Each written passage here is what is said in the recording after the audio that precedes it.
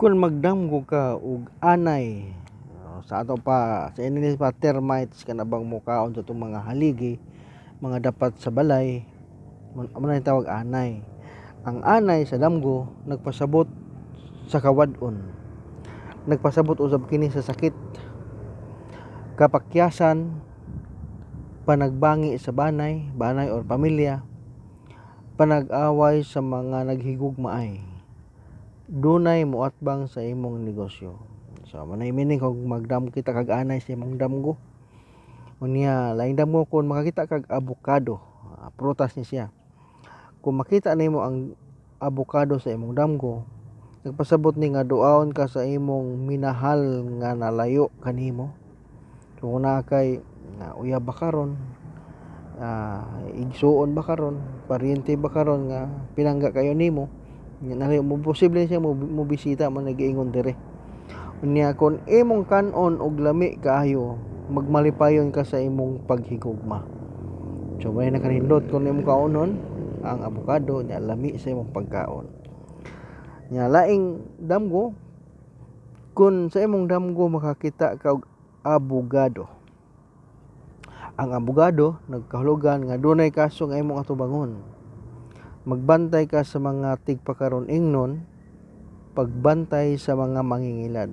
So delikado kung makakita kag abogado o makaistorya kag abogado sa imong nga damgo. Sunod, abog. Kung maputi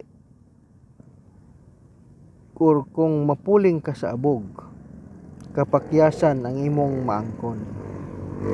Kung hoypon sa hangin og ipadpad sa layo ang abog, masulbad ang imong mga suliran or problema. Kung makita lang nimo nga daghang abog sa dalan, magbantay ka sa imong lakaw kay tingali og makasindol kag tawo nga masuko kanimo. So manay abog. Unya laing damgo, aksidente. Kung makakita kag aksidente sa imong damgo, nagkahulugan kini nga magamping ang magdamgo niini. Magamping siya sa iyang paglakaw. Palabya ang tulo ka mga adlaw sa imong pagtabok sa dagat.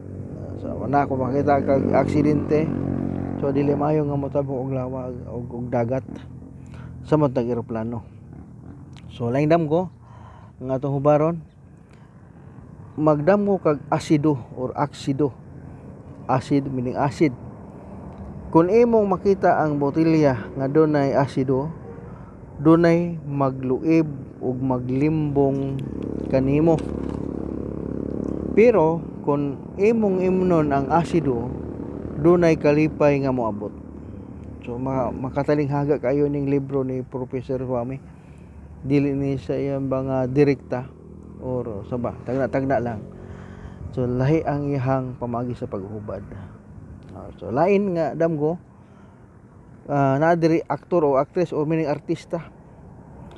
Kung makakita kag artista sa imong damgo, kini nagahulugan sa dakong kalipay sa paghigugma. Makabaton kag matinud-anon nga hinigugma.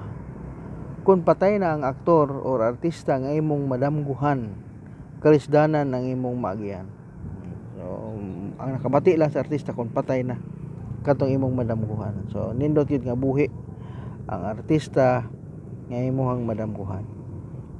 Nasunod kining adunahan. Adunahan mi ni dato. Kung magdamgo kag adunahan, magdamgo kang nahimong adunahan, nahimo kang dato. Kinahanglan nga maninguha kag maayo aron dili ka magkalisod.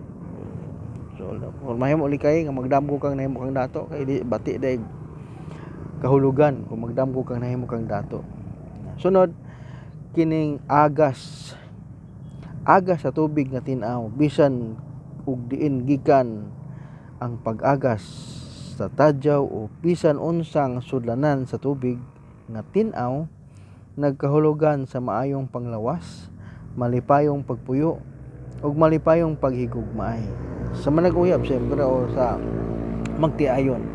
So nindot ang agas sa tubig, labi na tin-aw. Sunod, kung magdamgo kag agipo, matud pa diri sa libro ni Professor Swami, kung dunay kalayo ang agipo, dunay kwarta nga moabot ug maayong balita gikan sa mga kabanay sa layong dapit. Agi po nga walay kalayo, dunay kasub-anan nga moabot. So may meaning nindot kung dunay kalayo kasi siyempre magamit man, pwede ka maghaling, makalungag na ka. Pero wa gani ay uling ray magamit nimo ana. Sunod, agta. Oy, base na nagdamgod hag agta. Ang agta matud pa diri sa libro ni Professor Swami, kung buotan nga agta ang imong madamguhan, nagkahulugan sa umaabot nga kaabunda sa imong panginabuhi. Kung bugnoon ka sa agta ug ikaw mabuntog, mapakyas ang imong mga gitinguha or mga plano. Kung imong mabuntog og mukaratil og dagan ang agta, magmalapuson ka sa imong paghigugma. Good. Siguro lang gyud nga ang agta imo gyud malupig sa imong damgo kay dili gani na. Sorry na lang, way ayo. Kansita. Sunod nga damgong atong hatag hubad, kining agtang. Agtang ba kini para sa kuha ba nga taas-taas na. Ang agtang kung halapad nga agtang ang imong madamguhan, nagkahulugan sa kaabunda og moabot kanimo o kaabunda nga moabot kanimo. Kung sikit og gamay ang agtang, unsa man, nagkahulugan sa kawado. So, daghang salamat sa inyong pagtan-aw. Kung nakagusto mo sa video, palihog lang ko og subscribe. Pwede po mo like o share ang video. So, daghang salamat.